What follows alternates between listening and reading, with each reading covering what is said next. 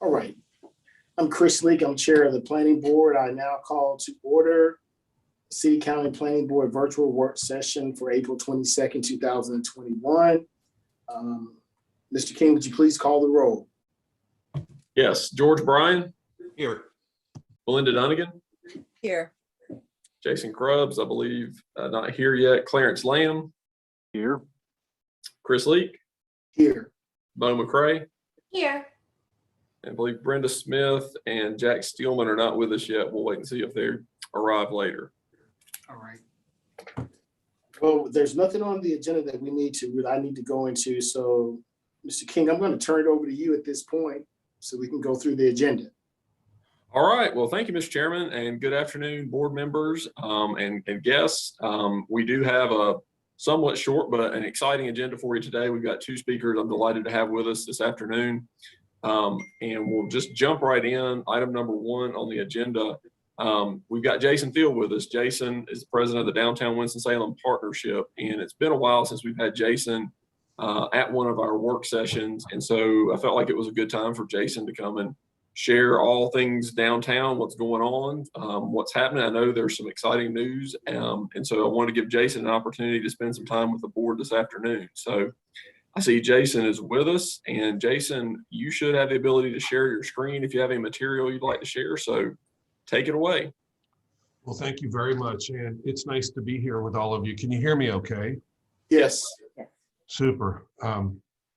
So during the pandemic, we have been working as an organization to try to maximize the amount of capacity that businesses have to do business safely.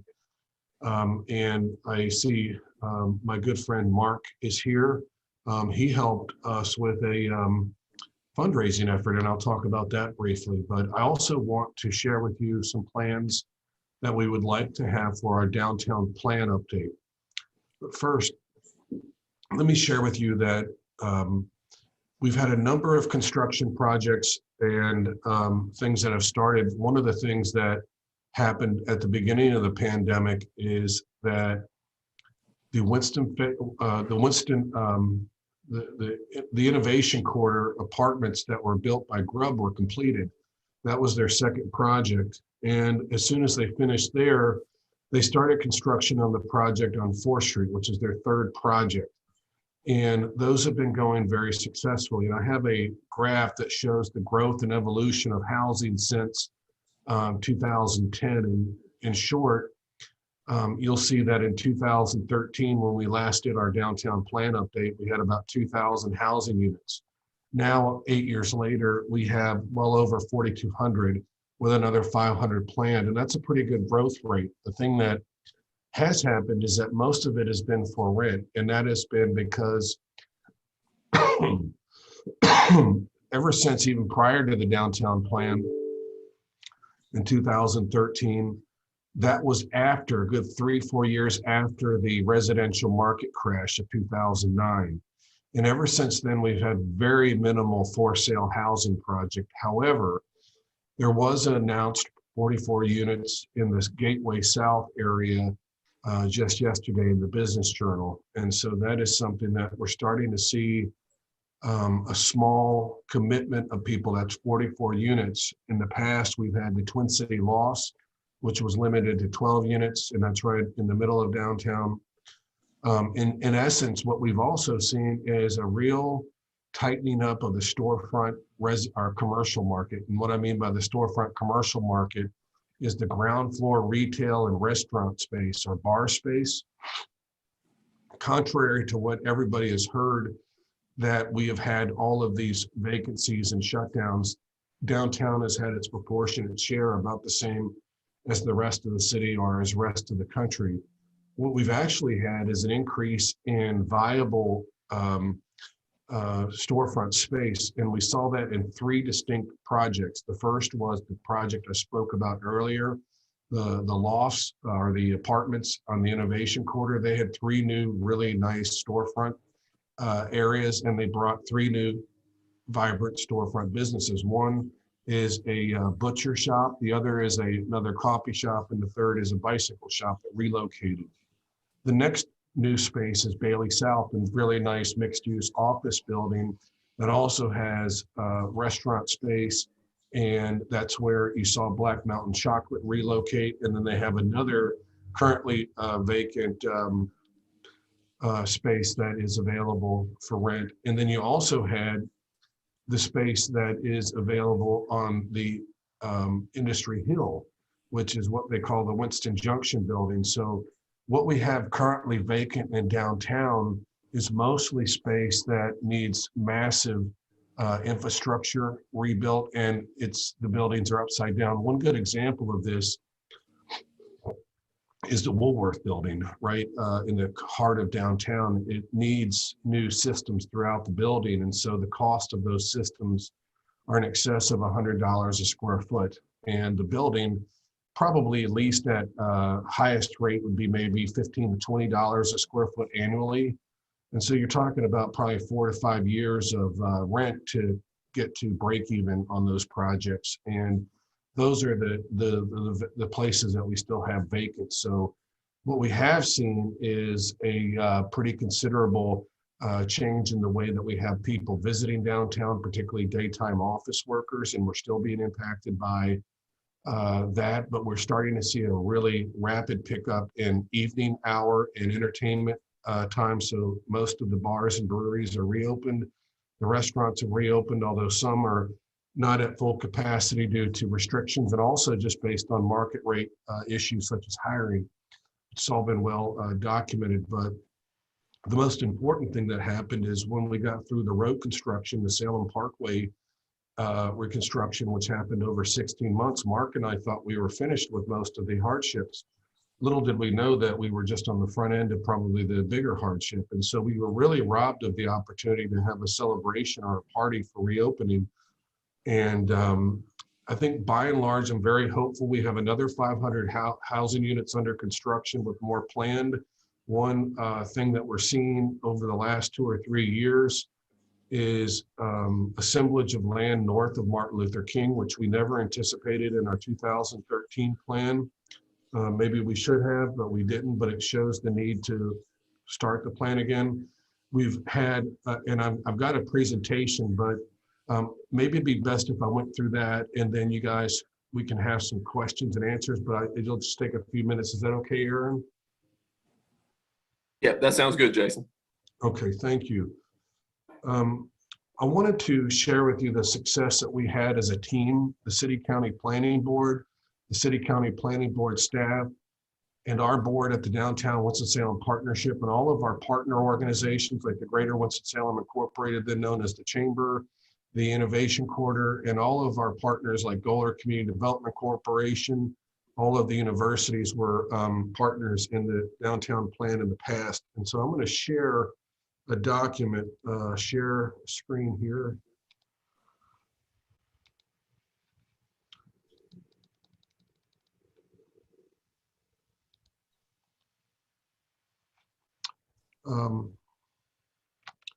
Do you guys see a PowerPoint presentation by chance? Not yet. Okay, sorry about that. Should be coming up now. There we go. Yes. Okay. All right, so the last downtown plan was done in 2013. And what we would like to do is to start the process, and that would put us on a trajectory of completing it by 2023, thus having a 10-year interval. And so if we start that process now, and this is not necessarily a project that is going to be, it's a partnership of many different groups. The logistics of it, this would be a collaboration between the City County Planning Board staff and ourselves. We would raise the funding and manage the graphic design and the public meetings and pay for it, and raise the $50,000.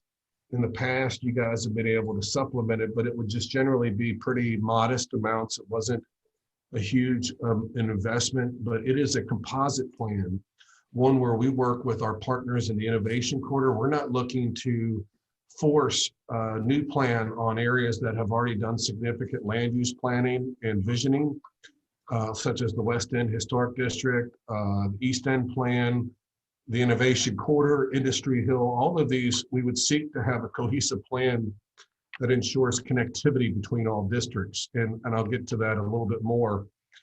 The components of the plan, or the scope of the plan, would include goals and visioning for transportation, parking, public spaces, walkability, zoning overlay, which has been in place for a long time, and public facilities. In the past, we have, in the lead up to the 2013 plan, I'll go through some of the recommendations that you'll see later, and I think you'll be impressed that while we had foresight of some of the projects that were coming up, a lot of them we didn't, and we had an opportunity to impact things like the two-way conversions of 1st and 2nd Street when they were up for bond elections in 2018.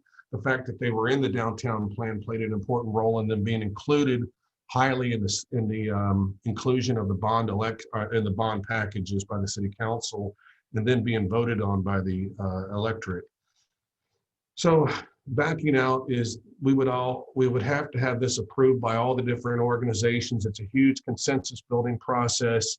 It takes a lot of time, but it really is something that us and your organization are geared up to do. It's what, but it's a great opportunity for us to essentially say to everybody, what are we wanting for downtown in the future? If you look at the first thing is that we went beyond the normal boundaries in 2013 to expand the area, although like I said, it's a composite plan. If you look at what was then labeled Business 40, you can see that we consider the greater downtown area to be larger than just the core skyline district, or the basis of what is the root of downtown. But we don't necessarily think that this downtown plan should be dictated to areas like Old Salem, which already has a rich history of planning. But what we do need to do is to work on the connective tissue, the things like, for instance, the creative corridors efforts, or the roadway connections and pedestrian connections like bicycle paths. And yes, we've got big plans, but now it's time to start thinking about what are the next level of plans that we need. And it will also talk about some tactical things, and I'll go through some of that. But I mentioned the housing growth. If you look at the housing history, and this is going back from the turn of the century to 2013, we really thought that we were expanding housing in a huge way in 2013, and we didn't even realize that in 8 years we would double it. And so the graph here shows a tremendous growth of housing. Most of the units going back to 2002 were the housing units that were part of the West End and Holly Avenue Historic District. So if you look at the bottom of this map in 2002, it's about 1,200 units, and most of those were in those two historic districts. So the vast majority have been new construction since then, so well over 3,500 new housing units. This is what the implementation portion of the downtown plan looked like back in 2013. I won't go through each ones, but a lot of these were things that have actually come about. But this is essentially the style of what we try to look at as far as short range, mid range, long range. This helps us stabilize our ideas of what we're doing. But there's one thing in here in particular, like 1st and 2nd Street. If you look at the right column, it says Holly Avenue neighborhood convert West 1st Street and West 2nd Street to two-way streets. There's other things in here that one like the library, we recommended supporting the library bond. So in essence, I would say that there's a lot of things that will be one of the things that I'm particularly inclined to want to try to support, but it needs to be agreed by everyone that we need a more modern on-street parking technology. The current coin-operated parking technology is outdated. And so I think we could probably even try to pursue that prior to the adoption of the plan, and we will try, but that's something that will clearly be included in the plan. There will be many other ideas, and I think it's important not to preclude anybody's ideas, but I just think it's important to have a really robust and public-driven, inclusive planning process every 10 years. And so that really starts now, hopefully. And I wanted to ask your support in trying to secure some, but limited team support. I don't think we could really have a successful process without having the City County Planning Board staff be very involved. But I think that's really, at the end of it, what I wanted to share with you. Thank you, Jason. And certainly we'll open up if there's any questions for Jason. I'll just add, Jason did reach out to me early on this year, and we kind of started talking about the conversation about an update for the downtown plan. And I agree with Jason. I think a lot has changed. I think we've accomplished a lot of the stuff in the existing plan. And I think certainly, now, in light of what we know about COVID and potential changes to land use and some of those things, is a really opportune time to do so. So as I shared with Jason, as the planning board knows, we put forth a work program each year for the planning board to adopt that guides our work each year. And we'll be bringing that to you at your May work session. And so that will be an item allocating some staff time to participate in that process you'll see on that work program. Jason, I have a question for you. First, great presentation. Thank you for always forward thinking. One question that I get often when we're dealing with downtown is the changing face of downtown, of the housing stock, the affordability of downtown for, I think I hear a lot of times that some people who patrol our city can't afford to live in downtown just because of the rental rates. Is that under consideration? Do you all look at that? I think the average rental rate in downtown is north of $1,700, correct? Yeah, there's in short, the answer is yes. And one of the things that the affordable housing concerns are very much an issue, and that's why we wanted to, and we feel strongly, at least I do, at the downtown plan, and whenever I speak about this publicly, I've done a lot, is my view is that downtown is the one place where we can have all types of income levels live in close proximity or even in the same building.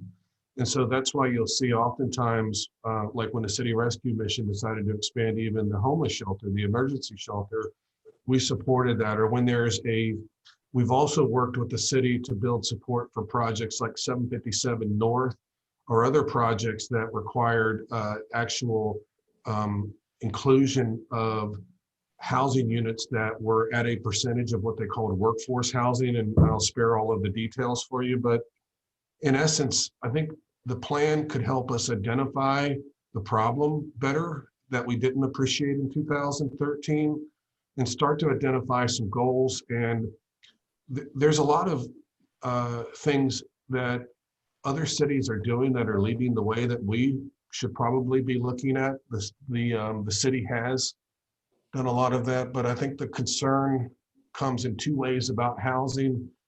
There's the aesthetic design concerns that people have about the materials that the buildings are usually adorned with and clad with. And that's a long conversation, one that I always enjoy having.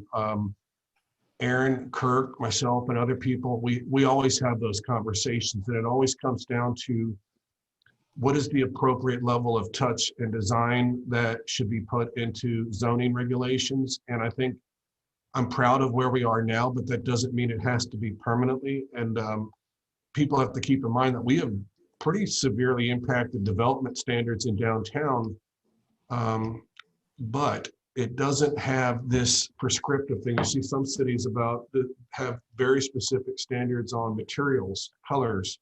We did not go that route. We went with a form-based route, but the housing cost is something that the amount of supply actually is a big part of that. So we've been lucky to have a lot of supply, but what happens in the open market is that they build supply and they try to have the rent rates as high as they can until the absorption starts to fall off. I could go on and on, but I will spare you, but it is a concern. And I think in order for us to be proactive, you have to talk about what is really available to us as far as housing programs. But in the past, the city as a solution has had to participate in a financial way to offset the portion that would be foregone the developer to force them to build.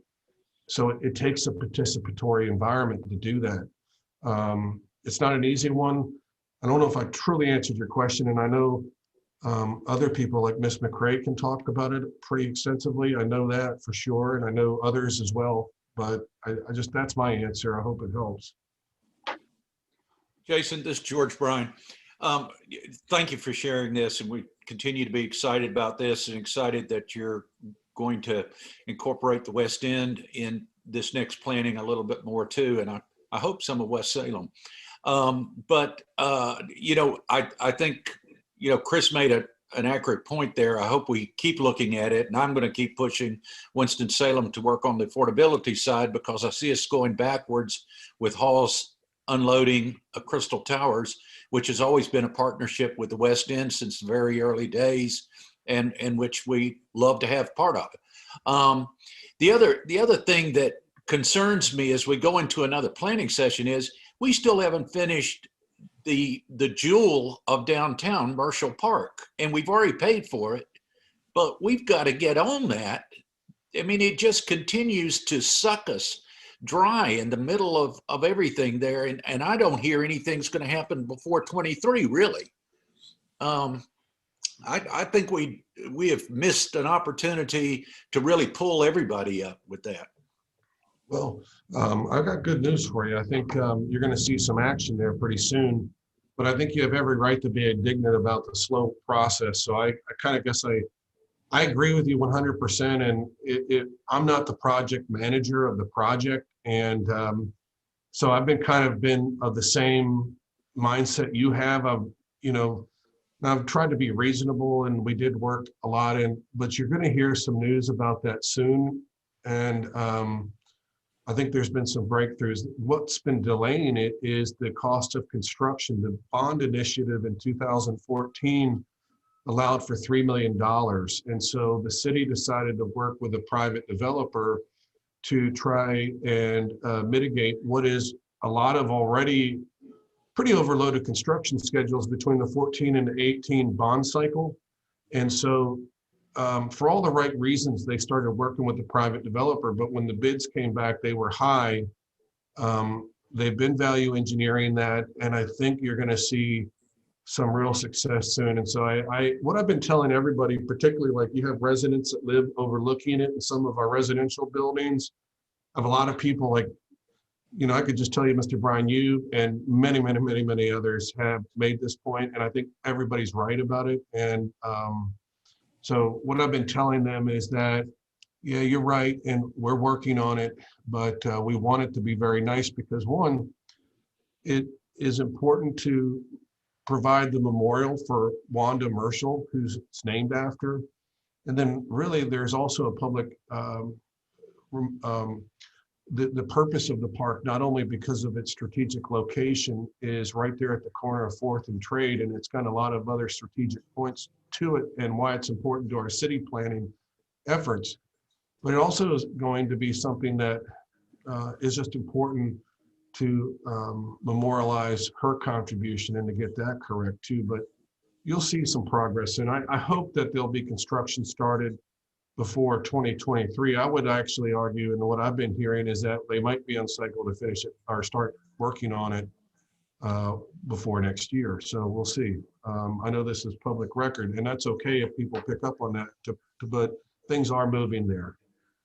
And George, I'll just tell you, I can tell you there's nobody in the city of Winston-Salem that would like to see Marshall Park get completed more than Jason. Nobody fields more calls. Nobody answers more questions about that, more comments. When I got this job in October of 2018 and I went to my first downtown Winston-Salem partnership meeting in December of 2018, it was a topic of conversation then. And so I know Jason gets this often. I know he is ready to see some action there and see some progress there. So yeah, I'm with Jason. I think everybody's ready to see that move forward. I certainly know there's a sense of urgency on council and the mayor to kind of move this forward. I think everybody's ready to see that happen.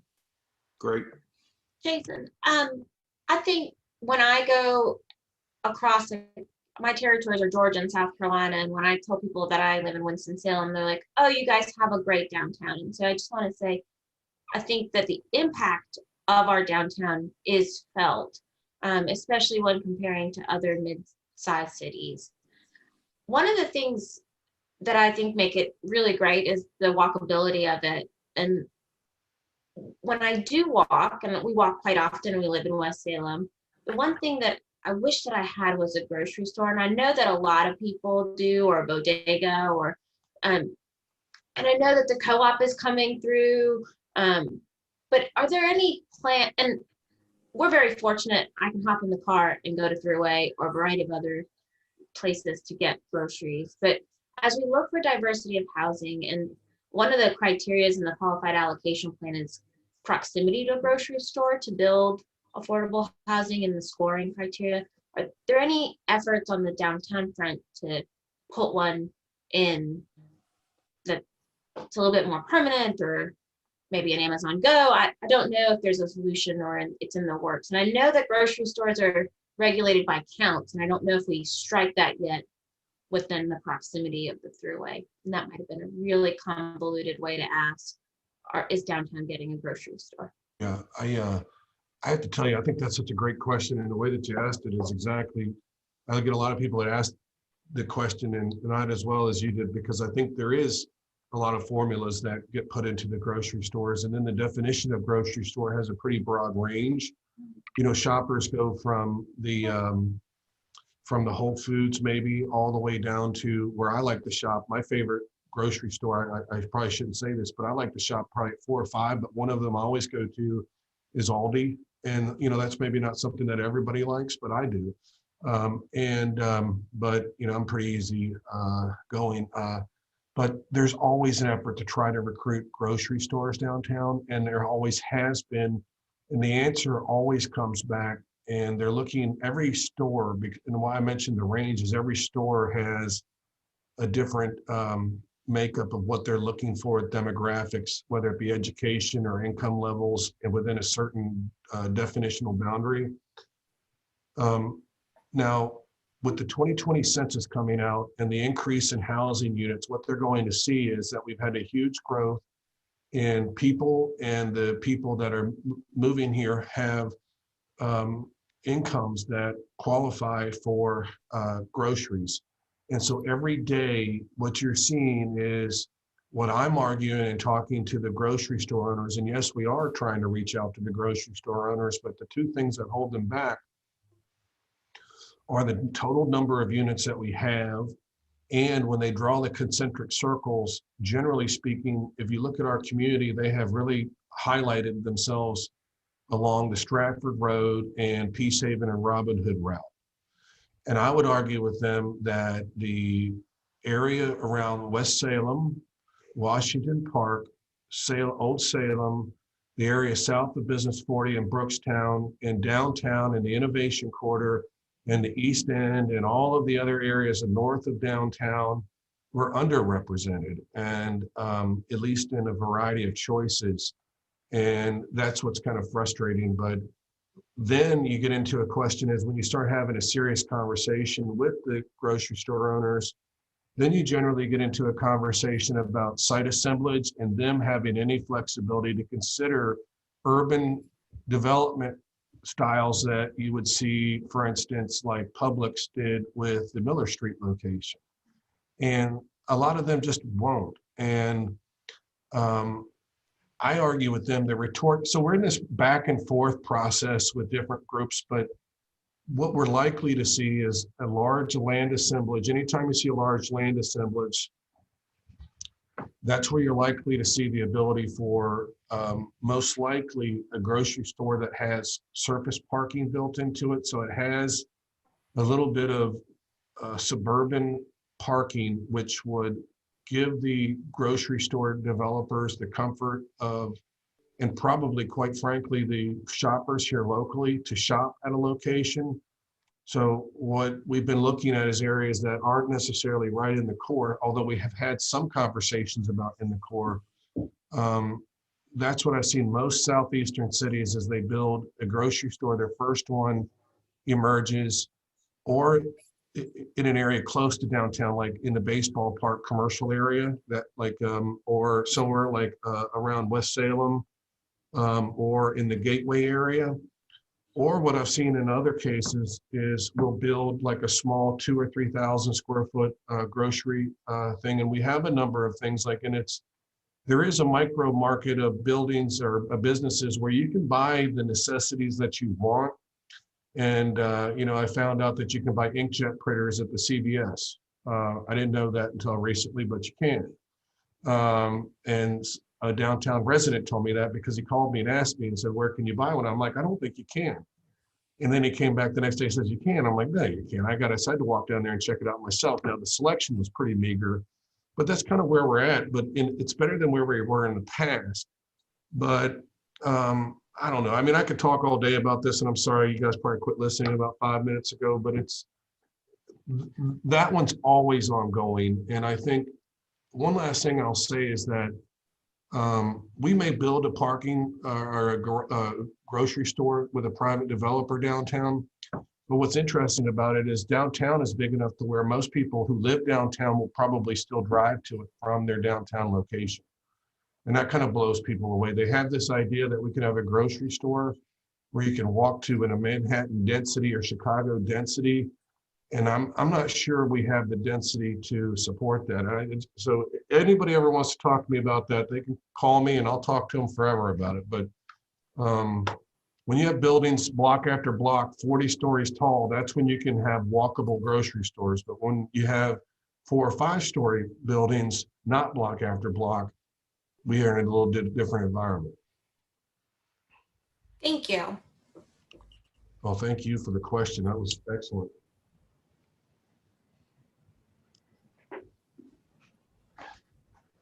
Thanks again, Jason. Mr. King, I don't see any other questions or comments. Great. Well, I want to thank Jason for spending some time with us. I appreciate that, Jason. Great presentation and great information to share with the board. Well, I can't tell you how much I talk to our downtown business owners and myself. I actually am a city planner. I just haven't done it in a while, but I got a master's degree in city planning a long time ago. My wife works for the city planning department in Greensboro. So it's something that I know a lot about. And I just want you guys to know that your planning team is well regarded by the business community. And that's a tough balance to do, but they're also highly regarded by people in the planning profession like myself and other people who work here. And I really am proud to be from Winston-Salem. We've done a lot of great work, and thank you for allowing me to be a part of your meeting today. Yep. Thank you, Jason. Thank you. Mr. Chair, if you're ready, we'll go to item 2 on your agenda, and that is a presentation about economic development. And we've got Mark Owens, the president, CEO of Greater Winston-Salem, Inc. I know your agenda says Laura Lee. We weren't sure if we were going to be able to get Mark here or not, but we do have Mark with us today. And so I will turn it over to Mark to give a little presentation to the board about all things economic development related. So Mark, if you're ready, feel free to take it away. Thank you, Aaron, and thank you for allowing me to be here, and Mr. Chair and Planning Board. I had nasal surgery and had to have a complication fixed real quick, and so that's why Aaron mentioned I may not have been able to be here, but today's my first day back, and but either way, Laura or myself would have loved to give a presentation. So it wasn't due to my lack of interest and willingness to be with you today. So excited to be here and share a little bit with you. I'm also really excited that Jason was on because I normally have to answer the grocery store question. But now that that's been asked and out of the way, this will make this a lot easier. So Ms. McCray, thank you for asking that of Jason before. I will say there have been 2 grocery stores that we have shown sites during the pandemic in downtown. And that interest remains, and I can echo and concur with what Jason shared there in that. So Aaron, I'm going to share my screen and talk a little bit about this, but before I do, I'm gonna kind of do a quick little pivot, if it's okay, and showcase, if I can pull it up. And there was a question about the rental market, and I just wanted to share a screen. This is not for downtown, but if it's okay, I'll share this data with you as the planning board. Can everybody see this slide here that says rental market comparison?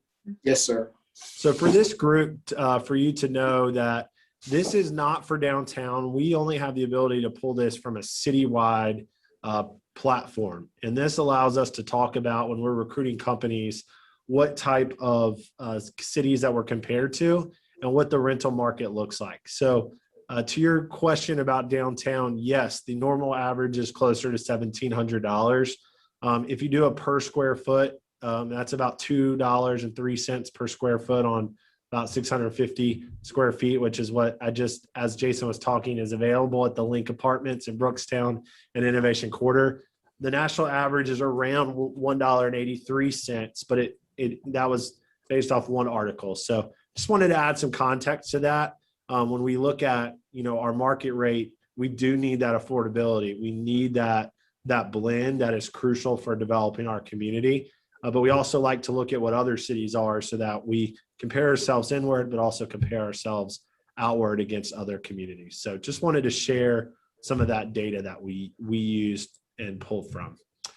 So now is our strategic plan that I like to share real quick. And then I'm actually going to jump into some project updates and some conversations about our activity as Greater Winston-Salem Inc.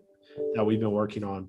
We launched this strategic plan, as Aaron mentioned. Greater Winston-Salem Inc. was a combination of Winston-Salem Business Inc. and the Chamber of Commerce. Hard to believe, a year ago in April. We still have not had our entire team in the same building together as an organization. So it's been a wild year, but we are excited about where we're going and what we've been working on. Through our strategic plan and our efforts, is our consolidation, is we really looked about reimagining Winston-Salem. And the story that we're telling is that you'll find a place to reimagine the life you want, full of small town charm and big city excitement. It's a place to dig your roots deep.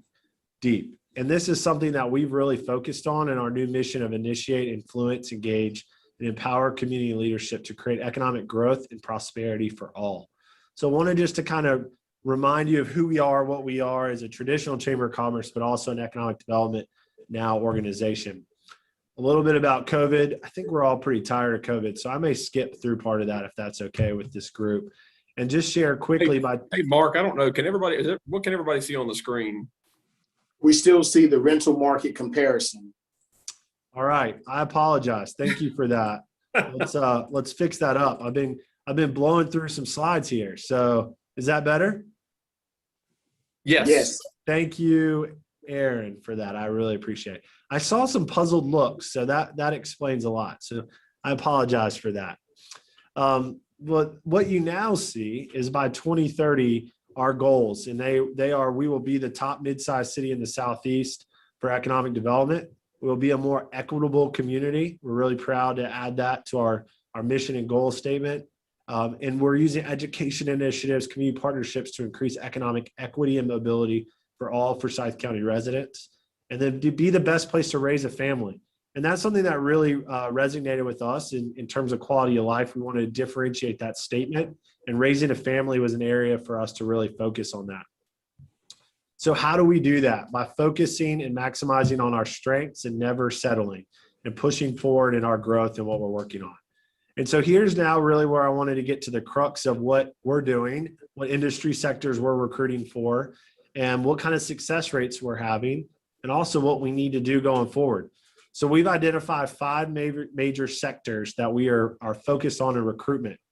Those target industries are healthcare and life sciences, which are already over 30% of overall employment in Forsyth County. Aerospace and aviation, which we had a nice announcement yesterday with some grant money at Smith Reynolds for retention of 200 jobs and an addition of 100 jobs. Headquarters and business services, advanced manufacturing, which is transportation, logistics, especially food and beverage, as well as technology and high growth entrepreneurship. So we're focused on and targeting these sectors and recruiting around that. And we're doing that with a variety of different sample tactics that you can see here on the screen.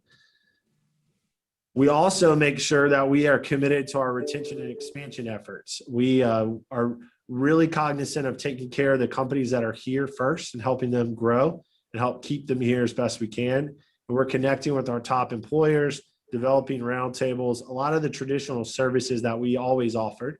But we're now also focused on entrepreneurship and small business support, including support for our ecosystem, as well as it relates to capital and investing in our small businesses.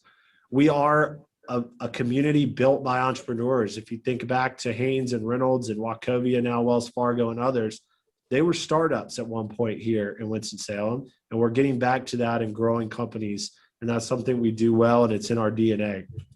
One of the areas that we really focused on is minority business investment grants. We raised $1.25 million of private funds over the next 5 years to invest in our businesses owned and operated by people of color in our community. We're really excited about that. We gave out $229,000 in grants.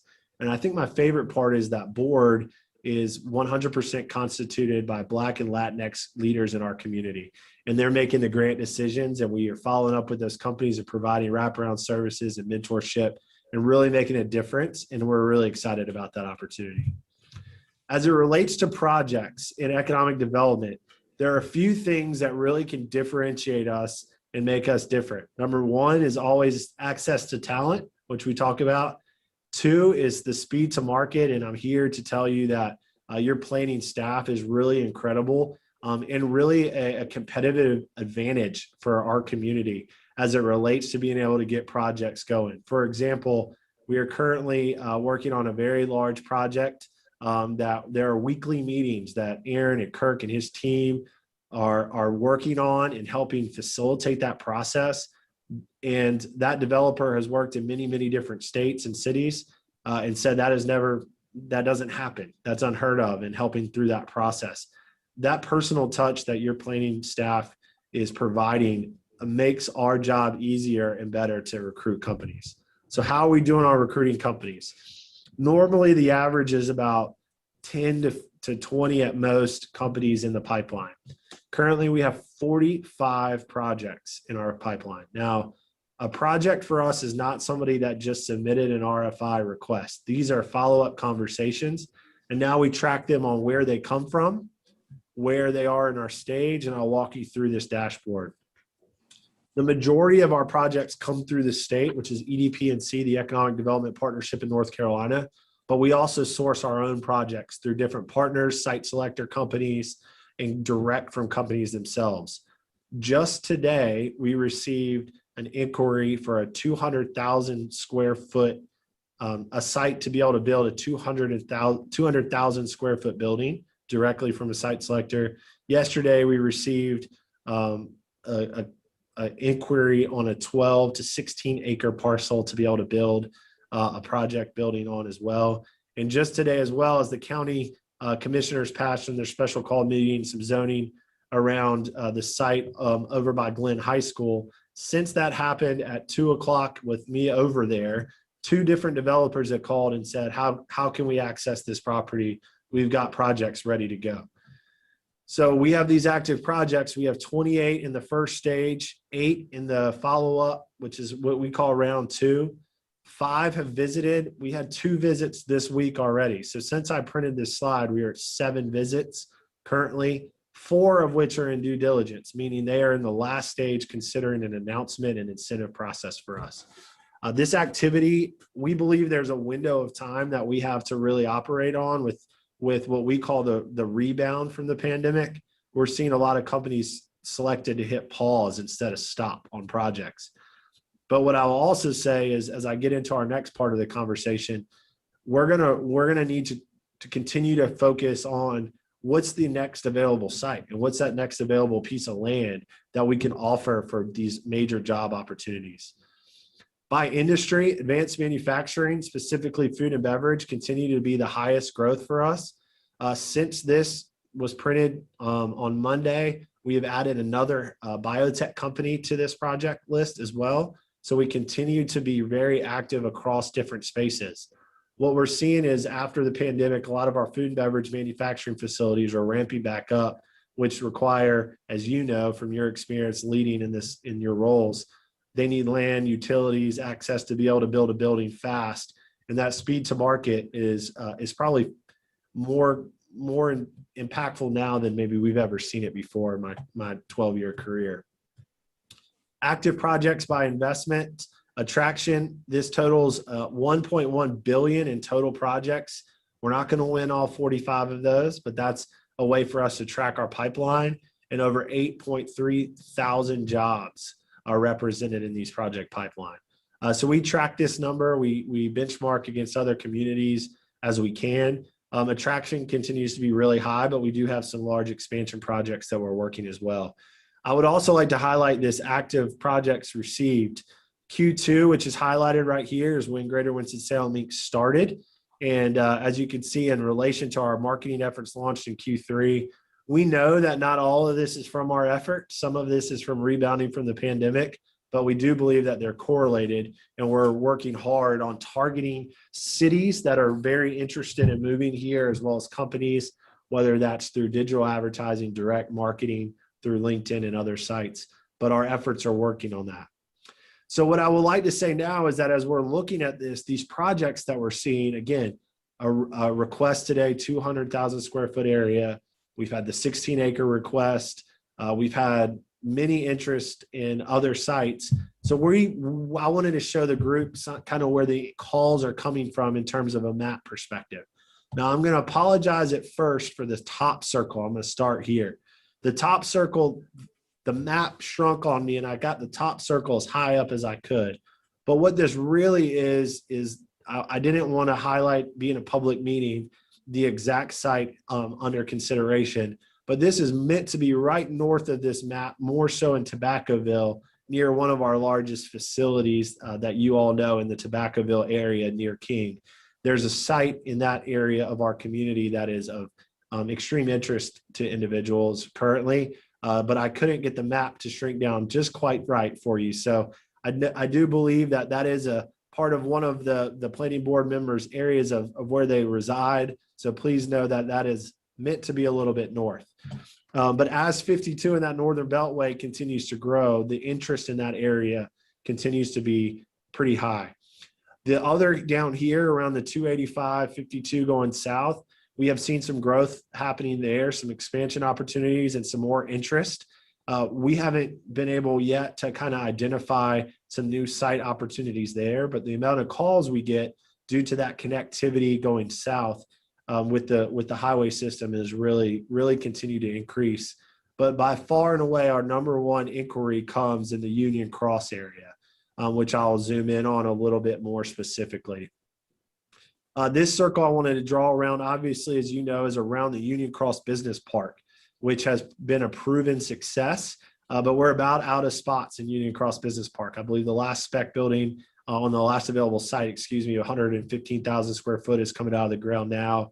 And then you're all well aware of some of the projects around Wahlberg that are of interest.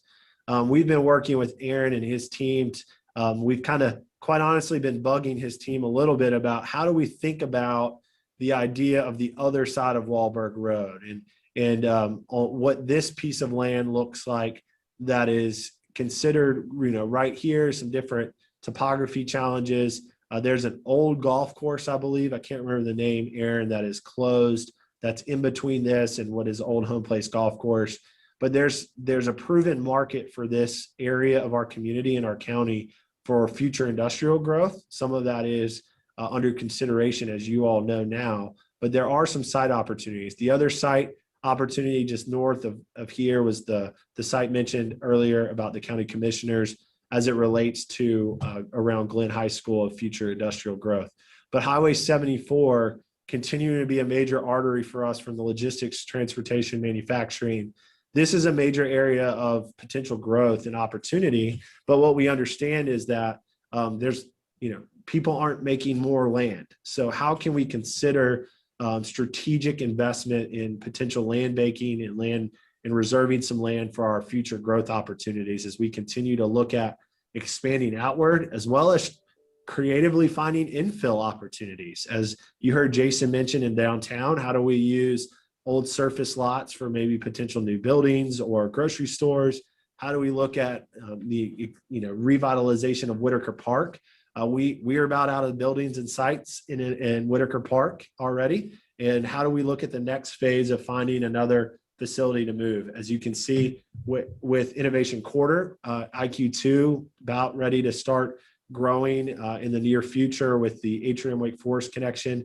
Land is of a premium. And for this group and your leadership, we appreciate your thoughtfulness on thinking ahead of how to plan for that, to zone for that, how to prepare for that growth responsibly, but also ultimately be able to help us provide jobs. At the end of the day, my board of 28 members unanimously said, your number one job is to help create jobs, and bringing in projects and helping companies expand allow us to provide those opportunities. So that helps provide economic equity, mobility, and all of the other amazing opportunities that job creation can provide for our community. But I did want to just end here with kind of an opportunity to answer questions and talk about it. But I did just want to reiterate the ability for that speed to market with our city, our city county planning staff helps differentiate us. When there are times to be able to turn around, are beating these other communities, and our tax rate is beating other communities. Sometimes there's perceptions we're up against that we're not Raleigh and Charlotte, and we don't want to be Raleigh and Charlotte, so that's okay. But that speed to market and that speed to be able to help somebody get that occupancy and move that dirt is really making us more competitive, and we appreciate that. So Aaron, my first day back, I may have been a little rusty in my presentation. Mr. Chair, I hope that was okay. I'm happy to answer any questions.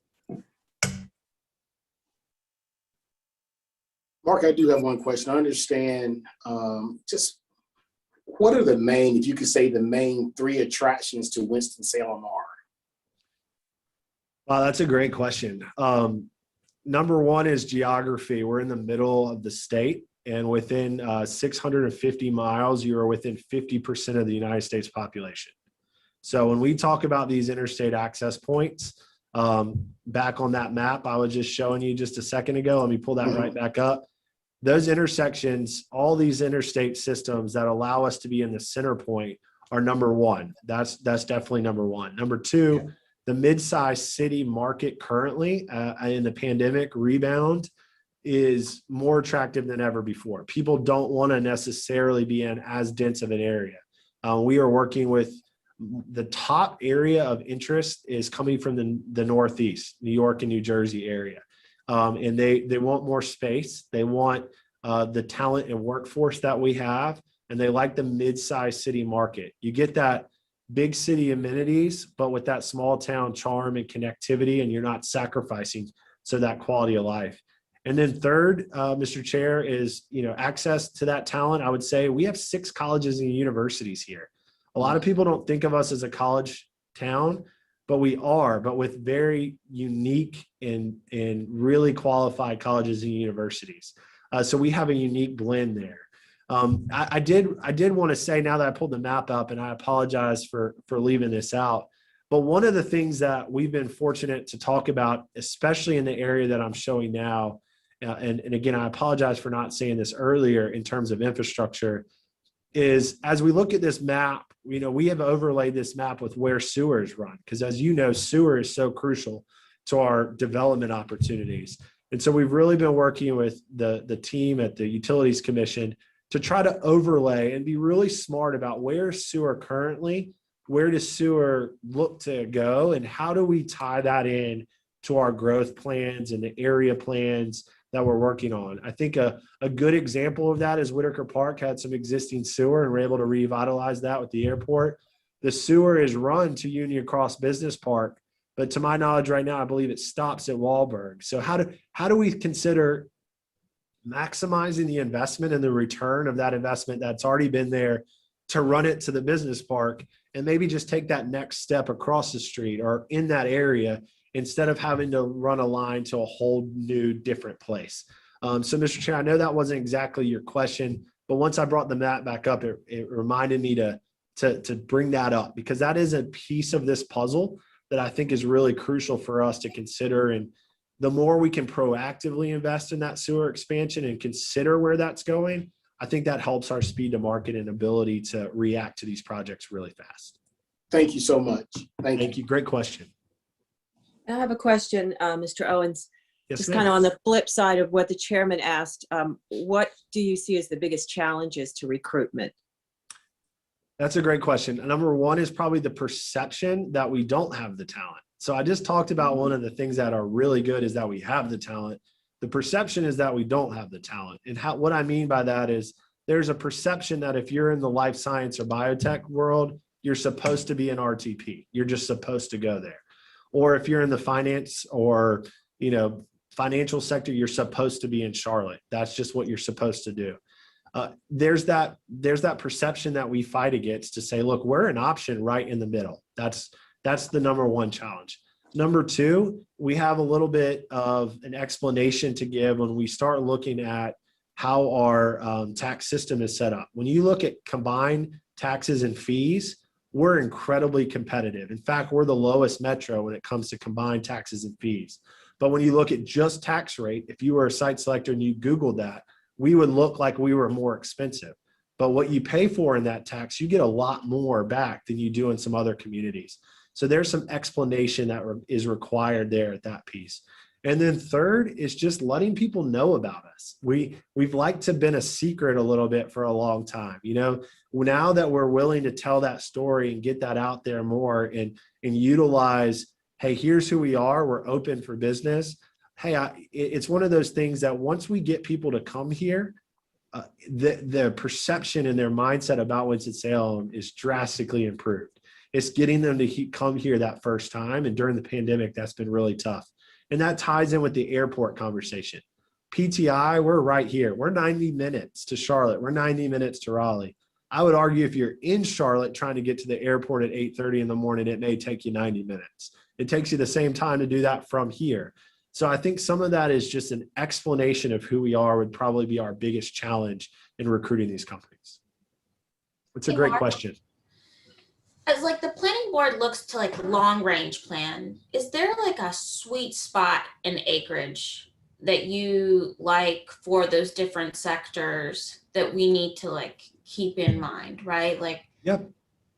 Great question. I'm going to answer it probably from a square footage of a building response, if that's okay, knowing that, every site has buildable acres and that may change. So the sweet spot that we are seeing is the 150,000 square foot building. If we can normally think about, can 150,000 square foot building, sometimes we get the request of going down to 100,000 square feet, but the majority of the time it's between 115 to 150 with some opportunity to expand. And so from an acreage standpoint, I may defer to Aaron, if that's okay, Ms. McCray, on, that may differ based off of streams and all the other planning aspects that come into it.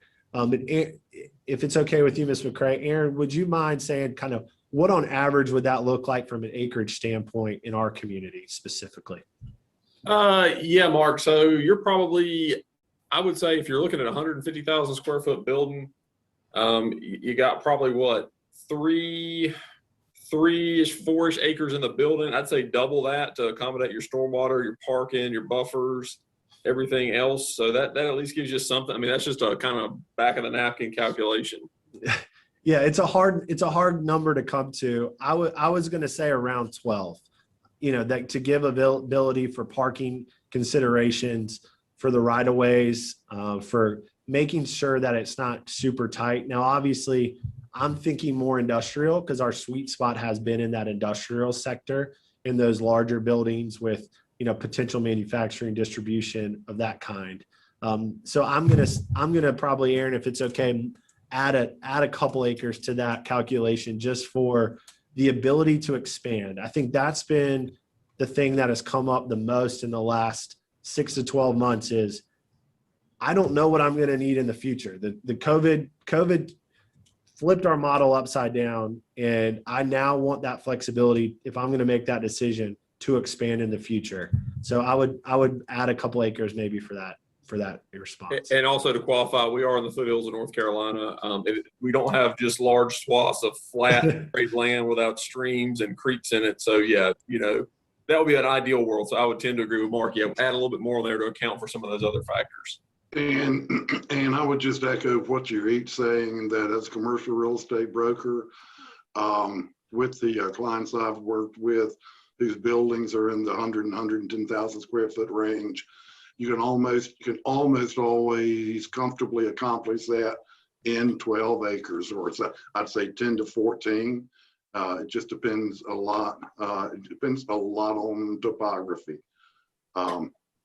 And if I may, if you're through, Mo, Mark, I think your last map with the 3 circles was incredibly telling, and I appreciate that. One question, or let me say one observation followed by a question, is there was no circle around downtown, and the circles that are there are not sites that you would readily consider for professional high-wage office employees. And I would like just what your thoughts might be on that. Yes, sir. And Jack, thank you for adding some extra info there to the conversation on the space. So you're exactly right. And can you see the map again, just to clarify? I pulled it back up for you. Yep. So thank you.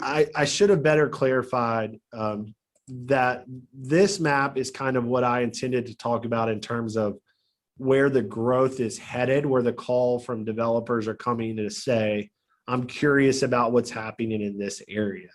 If I don't know if you can see my mouse, it's really hard to see on this, but the majority of our projects are in the downtown. There are one in Louisville area, and there are some in the Union Cross and right north of downtown. So in this space right here, as well as headed out towards Tanglewood Business Park, as well as down here in this space.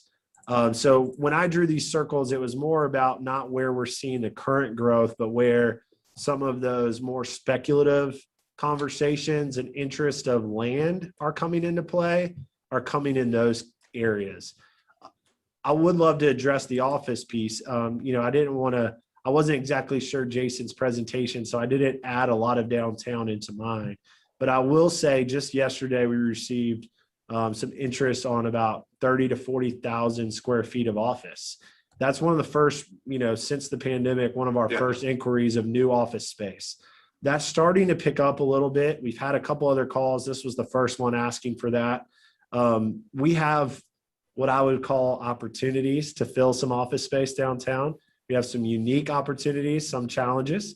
I'm interested to see how the business community continues to respond in terms of wanting to get back in the office. I'm a believer that, we're social people, and eventually we're going to want to have back in the office more than out of the office. But I do think there are a few industries that are going to stay in that hybrid model more. So we are pushing, as you saw, one of our industry sectors is headquarters and business services. That is very heavy on the office recruitment side.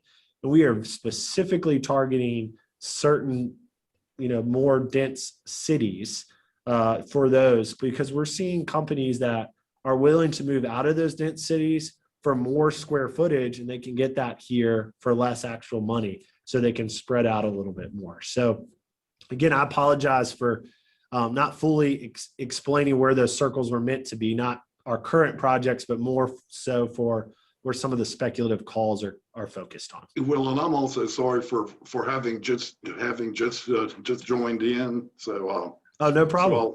So, yeah. Thank you. Thank you. That was a great question. I have a question. This is Clarence. Mark, are 75% of your, I'm in the commercial real estate business myself, and are 75% of your callers, people that are checking into what you got, your inbound calls, are they, supply chain kind of stuff? Are they manufacturing? They're in industrial buildings, transportation, that kind of stuff? Is it 75%? It's close to 75%. A lot of it's been more, during the pandemic, it was more distribution and logistics. Yeah. We have started to lean more towards the manufacturing and making of products again. We've actually gotten a few lately in the R&D side too, as well as lab space. So those have been some areas that are starting to pick up. Office has been a part of that, but it's not been as much of a part as the industrial sector. The industrial sector, again, I've only done this for, I think, 13 years now, but I don't know of a time that was more ripe on the industrial side and competitive. I mean, as you know, and you're in the business too, it's not only I need this 150,000 square foot building, but I need it built in 9 months. And that speed is why we're seeing some of these projects go to some communities that have the existing building already. And that's why some of the speculative buildings are coming out of the ground, or we're being able to repurpose buildings like Whitaker Park and try to, have an adaptive reuse of those buildings. That's been an area of real focus as well. So I would say it's close to 75%. I can run that number for you, but it's probably close to that. Thank you very much. Yes, sir. Are there any other questions for Mr. Owens at all? This is Brenda. I've got just a quick question. You've talked about the speed to market several times. Are there key factors in that make us better than other communities, and how could we improve if that's such a big part of bringing new business in? That's a great question. Without getting incredibly technical, because what we have been really helpful with is when we have a project, Aaron and the team really jump in, and what they do really well is they push projects through for us. Sometimes we don't know how the sausage is made. We just know it comes out ready. I think there's some areas that we could improve on, and we focus on. A couple of those are around at the city council and county commissioner level. The schedule of those projects going through and being able to speed up is of help there, and they've been able to focus on that. Specifically when it comes to some of the permitting process, I think, and Aaron, that may be something, I don't want to dive too far into because it's maybe a little outside of my expertise, but the faster we can get the permitting process done and the dirt moving and the buildings coming up.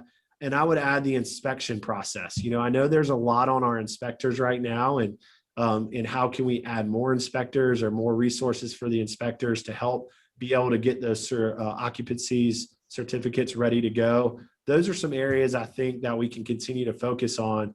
But I will say we're beating other communities on those permits, and the ability for an opportunity for a company to meet with Aaron and his staff to be able to walk through that is really critical.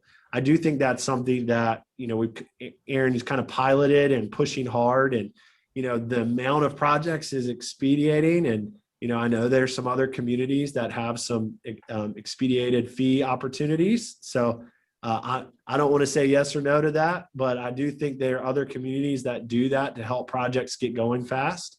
That is an area that I think we do a good job, and Aaron and team do a great job, but there's always room for efficiencies when we're talking, is that site in the city? Is it in the county? Is it both? There's a lot of different people and departments that touch all those permits, and trying to pull those together, I think has helped, but I think we always can improve in that. Do you think our cost of permitting in this processes is fairly reasonable compared to the other communities that are competition, or is that an area we need to look at? I have never heard cost being a factor at all in the permitting process in Forsyth County. It's normally not even a part of the consideration. If, I don't have the data in front of me, I would be willing to say that we want to make sure it's easy to do business. So I'm advocating for the businesses and our developers to not have a fee increase if possible. But I do think there's opportunity, and some developers may think there's value in, elective fees if it helps expedite a process even further. That's not uncommon in other communities. Right. Yeah, I'll add a little bit to that, Brenda, and Mark alluded to it, but we're really right in the midst of this project that Mark's referring to. When the development team was going out to recruit or to get this project into Forsyth County, they asked me to write a letter and say, hey, can you let them know we're interested and we'll do whatever we can. And so I did.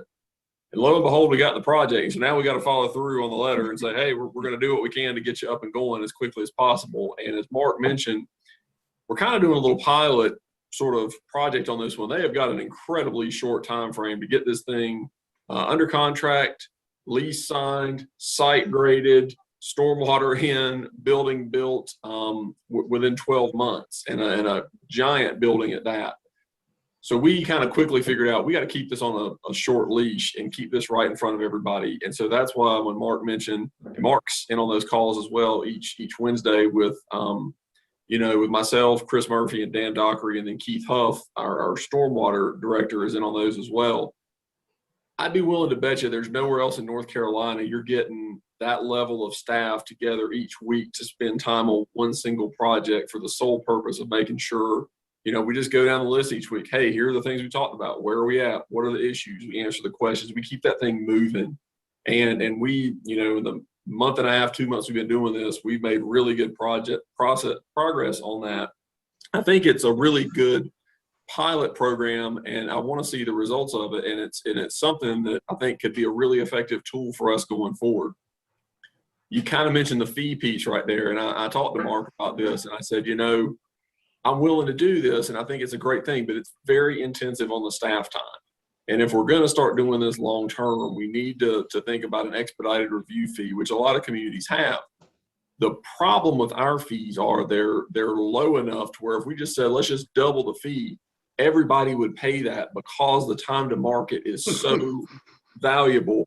We couldn't do it. So that just shows you where our fees are. We'd have to think of something that's high enough to where folks that really wanted it would pay it, but every project is not getting expedited review because we could never manage that. The other thing that's really important that Mark alluded to on that time to market, I've never seen it so much in my career. Cost is always one of the main things for, developers, whether it be multifamily, commercial, office, industrial. Cost has kind of gone out the window on the building side. And Mark can tell you this in some of the conversations we've had with this developer, if it's $1 million to go from, precast panels to some other material, do it. If it cuts, 8 weeks off the project schedule, do it. We gotta keep this thing moving. So it's just been amazing to me, somebody who's watched cost be a serious concern for all these years has suddenly gone out the window in the name of time to market, getting that building CO'd and get up in operation. It's like nothing else I've ever seen before. And I would also want to say thank you a whole lot, Mark, for your having mentioned the value of having land assembled and pad ready with all of the necessary utilities, just waiting. To me, that's probably one of the most significant time savers of them all. It really is. I mean, it can win or lose the project right away, and those are jobs that can go to our residents, and that's what we're all about. And I think what's different, as Aaron mentioned, is in the past maybe getting a site ready and a pad and sewer ready was speculative, and we hope it comes. There's no question that it's coming, and right. I think that's the difference now. Is the risk seems much lower in terms of what that return on your investment to do that work and get ready would be. And that's going to keep us, on pace or ahead of other communities. And I would just add to what Aaron's point, that example about of $1 million change is a factual example. I mean, it is unbelievable to be on a call and it's like, if that saves a couple weeks, that's worth $1 million. It is fascinating. I just can't even kind of process that. I've never seen that before. And so it is of interest. And, we do have a few sites that are ready, Mr. Steelman, as you mentioned, but we also know that we've got to figure out the next ones. And if the city, looks to purchase a piece of land, which is fantastic, then if we can work with our utility commission so that it's not another year to get sewer ready for that site. If we can start doing those in conjunction with each other even more so that we're finding land and getting it ready where sewer is running and that's connected, that can really expedite and make that process more efficient and more effective. And quite honestly, what it's all about is a better use of taxpayer dollars that creates more jobs. Absolutely agreed. Thank you, Mark. Yes, sir. Well, Mr. Owens, it sounds like on your first day back, you've been hammered with questions and your voice and everything held up. So thank you so much. Thank you, Mr. Chair. I appreciate it. It's great to see everybody. And I just want to thank you on behalf of our almost 2,000 businesses for what you do. And it's a really important role in our community. And we appreciate your consideration of this presentation and the work that you're doing to help move our community forward and make such an impact in the future. I have a 3.5-year-old, and I appreciate that you're thinking ahead and providing opportunities for what his time in Winston-Salem is going to be. So thank you for that. And your staff on the planning board, I've worked in a couple different cities. I'll put them up against anybody that I know, and I really appreciate their work and their willingness to jump in and show up at a site in some boots and walk it with us when we need to. So thank you for that. And Mr. Chair, thank you for allowing me to be a part of it. And for the record, my favorite grocery store is Lowe's Foods because they're headquartered here. So I know Jason gave his favorite, but I just want to get that on the record that mine is Lowe's Foods, headquartered here in Winston-Salem. I got to tease him about that. Valid point. Thank you. Thank you very much. Thank you, Mark. Much appreciated. Thank you so much. All right, Mr. Chair, it looks like the next thing on your agenda is just if there's anything to mention, debriefing your last public hearing meeting, April 8th. Would anyone like to say anything? I would like to thank everybody. I think last month's meeting was very difficult, a lot going on, and we were able to have conversation, spirited conversation at time, and it just flowed really well. The critical thinking from this board continues to amaze me. So thank you all so much for taking time out to do that. It really meant a lot. I got a lot of compliments from citizens from that last meeting as well. I had a question or Yes. comment. It seems like we've had quite a few cases in GMA 5, throughout this past year. And given the conversation that we just had with Mr. Owens about, thinking ahead about industrial development and sewer especially, that kind of brings, a question to my mind about when we start doing the comp plan. Do we need to rethink GMA 5 and have some more articulated planning for that area? Just wondering what the staff felt about that. Yeah, so I think that whole GMA discussion is going to be front and center for our next comp plan, Melinda. I think you're spot on because if we had all the pieces of the puzzle in place, we wouldn't be having the conversation that Mark had. If we had large pieces of land with sewer and access and all utilities, then that would be an issue. But what we've got is a little bit of a conundrum in that we've got utilities in a lot of the areas, but where the large vacant pieces of land are, we don't have the utilities there. So the question then becomes, do you start thinking about making some targeted areas where you start to supply public sewer outside of the basin, knowing you're going to have to pump back in and knowing that's going to be more costly? Do you do it knowing there might be a return on the investment in terms of economic development, things of that nature? So those are some of the conversations that we've kind of started thinking about a little bit, but I think that growth management plan, that is going to be a big part of it. And the conversations that Mark and I have had is I really don't want us as a community to get into a point where folks show up at Mark's doorstep and you're one of those 45 places and you want to be in Winston-Salem or Forsyth County for a lot of reasons, and we turn you away and send you to Guilford or Davidson because we just don't have the land or the ability to accommodate you. That's not good for anybody. So we're going to have to think a little bit more creatively, I think, maybe than we have in the past to not get in that situation. Kirk, do you have something you want to say? I saw you unmute there. Oh, no, I just wanted to be prepared in case you needed some backup on there. But yeah, I would just agree. And for those who weren't on the board when we did the last comp plan or previous ones, it's always kind of one of the first steps in looking at these updates is to redefine where some of these boundaries of growth management areas are to reflect current conditions. All right, thank you. Anyone else? All right, now we'll go to staff report, Aaron. All right.